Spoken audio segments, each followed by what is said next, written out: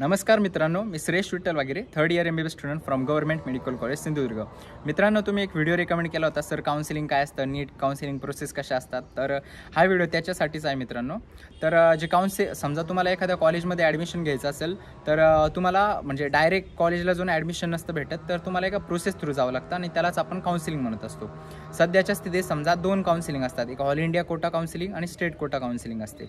Example घेतलं समजा आपण की सिंधुदुर्ग आहे, सिंधुदुर्गमध्ये 100 सीट आहे MBBSचे। तर त्यापैकी जे 15% जे सीट आहे ना, ते सेंट्रल गव्हर्नमेंट किंवा ऑल इंडिया कोटासाठी रिझर्व्ह असतात आणि जे उर्वरित 85% सीट असतात ना, ते स्टेट कोटाच्या विद्यार्थ्यांसाठी रिझर्व्ह असतात। म्हणजे आता ह्या 15% जे सीट आहे त्याच्यावरती क्लेम कोणाचं असतं, तर इतर राज्याचे जे विद्यार्थी आहे त्यांच्यासाठी असतं आणि आपल्या राज्यातले पण विद्यार्थी घेऊ शकतात, पण त्याला मार्क्स खूप जास्त असतात, कारण की सीट कमी आहे म्हटल्यावर मार्क्स पण जास्त लागतात। आणि हे जे 85% सीट आहे ना, ते स्टेट कोटासाठी रिझर्व्ह असतात आणि त्याची काउन्सिलिंग वेगळी आणि हे जे 50% असतात तर त्याची काउन्सिलिंग वेगळी असते। तर आपण हे फक्त ह्या व्हिडिओमध्ये फक्त स्टेट कोटाची काउन्सिलिंग काय असते आणि त्याच्याबद्दल बघू आणि नेक्स्ट व्हिडिओमध्ये ऑल इंडिया कोटाच्या काउन्सिलिंगबद्दल सांगाल मी तुम्हाला। तर बघा मित्रांनो, स्टेट काउन्सिलिंग असते ना, CET सेल कंडक्ट करत असते। जे तुम्ही CET पेपर दिला असतं ना, तर तीच कमिटी CET सेल आपली जी काउन्सिलिंग असते ती कंडक्ट करते। तर त्यात कसं असतं, वेगवेगळे राऊंड असतात। तर सर्वात पहिले तुम्हाला त्या CET सेलच्या पोर्टलवर किंवा वेबसाईटवर तुम्हाला स्वतःचं रजिस्ट्रेशन करावं लागतं। म्हणजे तुमचे जे काय स्कोअर कार्ड आहे, त्यानंतर आपला जो नीटचा जो ॲडमिट कार्ड, ते सगळं अपलोड करावं लागतं, मार्कशीट वगैरे भरपूर काही गोष्टी अपलोड करायच्या। नंतर मग त्याला म्हणतात रजिस्ट्रेशन। तर ते रजिस्ट्रेशन आपण जेव्हा काउन्सिलिंग सुरू होईल तेव्हा मी डिटेल व्हिडिओ बनवेल एक एक्झाम्पल देऊन की असं रजिस्ट्रेशन करतात। तर रजिस्ट्रेशन झालं मित्रांनो, त्यानंतर मग काही 2-3 दिवसानंतरच आपली एक SML येते।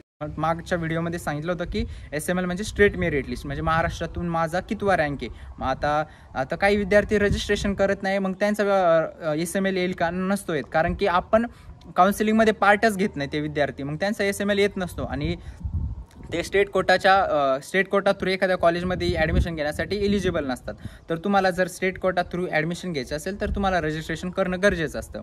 तर मी रजिस्ट्रेशन केलं, माझं SML आला। SML म्हणजे महाराष्ट्रातून माझा कितवा रँक आहे बघितलं मी, आणि त्या जे SML लिस्ट असते ना, त्याच्यात मग तुमचा ऑल इंडिया रँक पण मेन्शन केलेलं असते, मार्क्स पण मेन्शन केलेले असतात, तुमचं नाव आणि तुमचं कॅटेगरी रँक।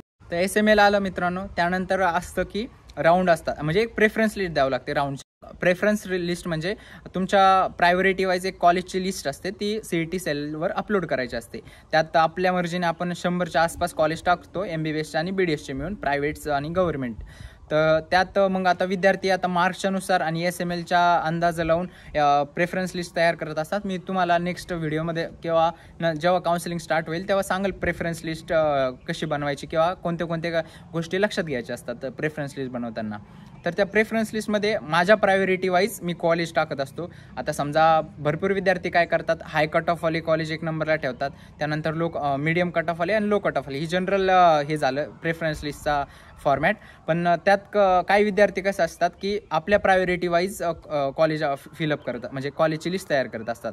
आता भले एका विद्यार्थ्याला 700 मार्क्स आहे आणि तो समजा पुण्याचा आहे आणि त्याला KM भेटत असतं, बरोबर, पण त्या विद्यार्थ्याला KM पाहिजे नाही आणि मग त्याला BJMC पाहिजे, तर तो त्याच्या लिस्टमध्ये काय करेल, एक नंबरला BJ ठेवल आणि बाकीचे मग महाराष्ट्रातले उर्वरित कॉलेज त्याला त्या लिस्टमध्ये टाकून देत असतो। तर ही झाली प्रेफरन्स लिस्ट आणि ही प्रेफरन्स लिस्ट व्हॅरी प्रत्येकाच्या पर्सनल रिझननुसार। समजा एखाद्याला सिटी आवडत असते कोणत्या कॉलेजची, एखाद्याला कॅम्पस आवडतो, त्यानंतर एखाद्याला इन्फ्रास्ट्रक्चर झालं, काही अकॅडमिक गोष्टी झाल्या, तर ती ही लिस्ट प्रत्येकाची व्हॅरी करत असते। पण जनरली अशीच असते की high cut off, medium cut off आणि लो कट ऑफ, आणि ती लिस्ट तयार केली तुम्ही, ती लिस्ट अपलोड करता CET सेलवर। त्यानंतर काही दिवसातच तुमचा राऊंड लागत असतो। राऊंड म्हणजे तुम्हाला MBBSचे कॉलेज अलॉट होत असतात तुमच्या SML नुसार, म्हणजेच मार्क्स किंवा ऑल इंडिया रँकनुसार तुम्हाला कॉलेज अलॉट होत असतात। तर प्रत्येक नंतर राऊंडची लिस्ट लागते आणि त्या राऊंडच्या लिस्टमध्ये प्रत्येक ज्यांना कॉलेज भेटले त्यांच्या नावासमोर कॉलेजचं नाव मेन्शन केलेलं असतं। तर ती राऊंडची लिस्ट आल्यानंतर तुम्हाला काय करावं लागतं, त्या कॉलेजला जाऊन ॲडमिशन करावं लागतं। समजा आता मी पुण्याचा आहे आणि माझा नंबर लागला आहे समजा गोंदियाला, तर मला मग ते विद टाईम पिरियड देतात, ह्या टाईम पिरियडमध्ये हप्ताभराचा टाईम देतात आणि त्या टाईम पिरियडमध्ये मला तिथं जाऊन ॲडमिशन करून यावं लागतं।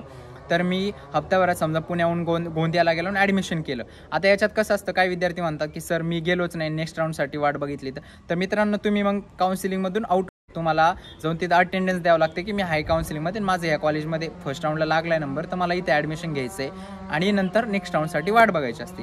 तर तो विद्यार्थी गेला गोंदियाला, त्याने तिथं डॉक्युमेंट्स वगैरे त्याचे TC जे काही डॉक्युमेंट्स असतात ते तिथं सबमिट केले.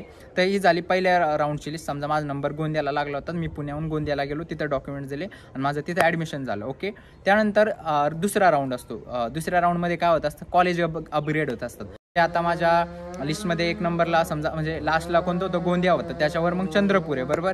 आता चंद्रपूरमधले जे विद्यार्थी आहे त्याच्यातला समजा एखादा विद्यार्थी आहे, तो त्याने जर समजा तिथं ॲडमिशन घेतलं नाही किंवा तो तिथं अब्सेंट राहिला किंवा त्याचं स्वतःचं कॉलेज अपग्रेड झालं. अपग्रेड कसं होत असतं मित्रांनो, टॉपच्या कॉलेजचे विद्यार्थी काही जण सेंट्रल कोटा थ्रू ॲडमिशन घेत असतात, त्यामुळे ते स्टेट कोटातून बाहेर होऊन जातात. म्हणजे त्यांच्या ज्या स्टेट कोटाच्या जागा आहे त्या रिकाम्या होतात. मग जे खालचे विद्यार्थी ना ते वर सरकत जातात, त्याला अपग्रेडेशन म्हणतात.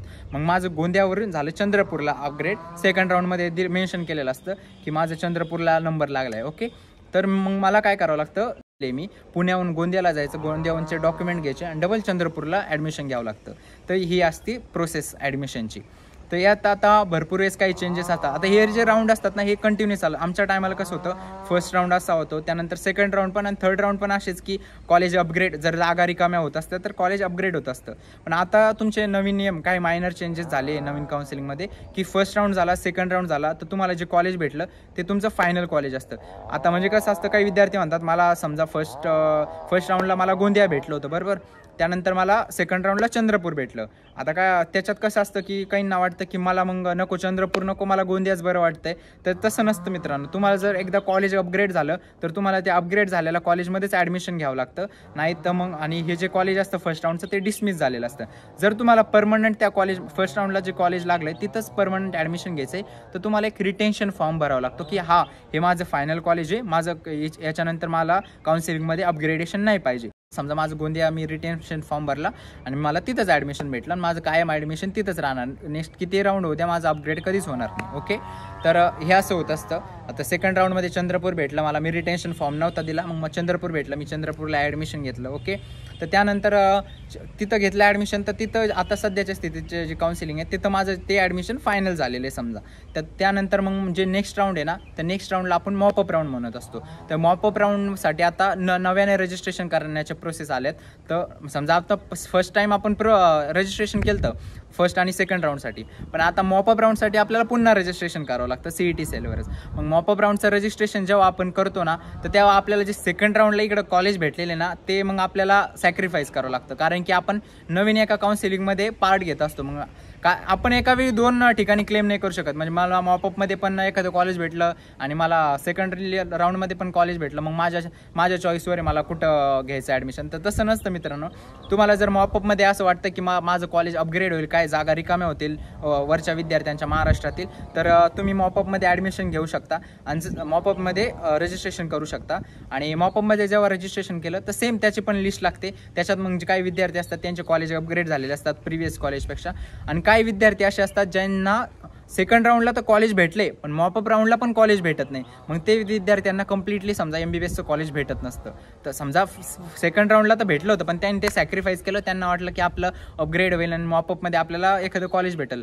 पण जेव्हा ते मॉपअपमध्ये घेतात तर ते इकडचं कॉलेज सॅक्रिफाईस करतात आणि जागा जर व्हॅकंट झाल्या नाही तर त्यांना ते MBBSचं इकडचं तर सोडावं लागतं आणि तिकडं पण भेटत नसतं आणि चॉईस नॉट अवेलेबल असं त्या विद्यार्थ्याच्या समोर येत असतं ज्याला कॉलेज भेटलेलं नाही त्या विद्यार्थ्याच्या. तर हा झाला मॉपअप राऊंड. मॉपअप राऊंड नंतर असतो स्ट्रे वॅकन्सी राऊंड. समजा तेच की जर का एखाद्या काही सीट्सचं वॅकंट राहिला तर त्याच्यासाठी अजून एक एक्स्ट्रा राऊंड असतो मॉपअप नंतरचा, त्याला स्ट्रे वॅकन्सी राऊंड म्हणतात. आणि स्पॉट ॲडमिशन असतं प्रत्येक कॉलेजमध्ये. प्रायव्हेटमध्ये समजा जास्त, गव्हर्नमेंटमध्ये तर खूप 4-5 जागांवरच ॲडमिशन भेटत असतं स्ट्रे वॅकन्सी राऊंड थ्रू. आणि तर हे झाले काउन्सिलिंगचे वेगवेगळे राऊंड. आता याच्यात कसं असतं मित्रांनो, काही विद्यार्थ्यांचे डाऊट असतात की समजा तेच डाऊट की मला जर पहिल्या राऊंडला भेटलेलं कॉलेज BJMC बरोबर, त्यानंतर मग मला दुसऱ्यांदा JJ कॉलेज भेटलं, तर मग माझं असं मन झालं की नाही BJMCच बरं आहे, JJला मला नाही जायचं. तर असं काही करता येत नाही मित्रांनो. तुम्हाला सेकंड राऊंडला जर जे कॉलेज भेटले ना त्याच कॉलेजला जावं लागतं. जर तुम्हाला असं नाही करायचं तर तुम्हाला BJमध्ये जेव्हा तुम्ही ॲडमिशन घ्यायला जातात ना तेव्हाच तुम्हाला एक रिटेन्शन फॉर्म द्यावा लागतो, म्हणजे जेणेकरून तुमचं कॉलेज अपग्रेड होणार नाही. तर तुमचं कॉलेज ते कॉलेज BJMC फिक्स राहून जातं. ओके. तर परत एक डाऊट येतो मित्रांनो की हे जे कॉलेज वगैरे अपग्रेड का होत असतात. तर कसं असतं मित्रांनो की काही विद्यार्थी टॉपर विद्यार्थी असतात ते रजिस्ट्रेशन करतात CET सेलमध्ये, त्यांची लिस्ट पण लागते आणि त्यांच्या लिस्ट समोर कॉलेज पण येऊन जातं. पण त्यातले काही विद्यार्थी समजा कॉलेजला अटेंडन्स देत नाही किंवा तिथे ॲडमिशन घेत नाही, कारण की ते ऑल इंडिया कोटाच्या काउन्सिलिंगमधून ॲडमिशन घेत असतात. आणि त्यातले काही विद्यार्थी समजा एम्स दिल्ली झालं, एम्स नागपूर, वेगवेगळे जे सेंट्रल गव्हर्नमेंटच्या इन्स्टिट्यूट आहे, त्यानंतर इतर राज्यात एखाद्याला ॲडमिशन घ्यायचं असेल तर त्या काउन्सिलिंगमध्ये जातात आणि त्यांचे जे हे सीट आहे ना फर्स्ट राऊंडला भेटलेले ते व्हॅकंट होतात नेक्स्ट राऊंडसाठी. आणि परत मॉपअप आणि स्ट्रे वॅकन्सीमध्ये कोणते सीट व्हॅकंट राहत असतात, जे MKB झालं, फिजिकली हँडिकॅप झालं, त्यानंतर NRI जो कोटा असतो, तर समजा हे कोटाचे विद्यार्थीच महाराष्ट्रात नसले किंवा त्या सीट भरल्या नाही तर ह्या सीटला जनरल कन्सिडर करून इतर विद्यार्थ्यांची जे सीट आहे ना ते अपग्रेड करत जातात. म्हणजे आता फिजिकली हँडिकॅपचं समजा आमच्या कॉलेजला एक सीट होतं बरोबर, पण त्या सीटला समजा क्लेम करणारा विद्यार्थीच नाही किंवा फिजिकली हँडिकॅप विद्यार्थीच नव्हता, तर मग ते सीट काय जनरल म्हणून कन्सिडर केलं जातं. आणि समजा एखादा जो विद्यार्थी ज्याला कॉलेज नाही भेटलेलं अगोदरच्या राऊंडला, तर नेक्स्ट राऊंडला ते कॉलेज त्या जो म्हणजे त्या लिस्टमध्ये वरचा कॅन्डिडेट आहे त्याला ते कॉलेज भेटत असतं. ते असते जनरल काउन्सिलिंगची प्रोसेस. तर जेव्हा काउन्सिलिंग सुरू होईल तर तेव्हा मी तुम्हाला डिटेलमध्ये याच्यावर अजून एक चांगला व्हिडिओ बनवला, म्हणजे एक एक्झाम्पल देऊन रजिस्ट्रेशन करतो आपण, त्यानंतर प्रेफरन्स लिस्ट, त्यानंतर SML कशी रीड करायची, त्यानंतर प्रेफरन्स लिस्ट तयार करताना कोणत्या गोष्टी लक्षात घ्यायच्या, कॉलेजला जाताना डॉक्युमेंट्स कोणते, तर यावर मी पुढे चालून व्हिडिओ बनवलंच. पण हा व्हिडिओ एक जनरल तुम्हाला लक्षात येऊ की काउन्सिलिंग काय असतं वगैरे. तर हा व्हिडिओ जर आवडला असेल तर मित्रांनो प्लीज चॅनलला सबस्क्राईब करा, व्हिडिओला लाईक करा आणि तुमच्या इतर मित्रांना शेअर करा. धन्यवाद.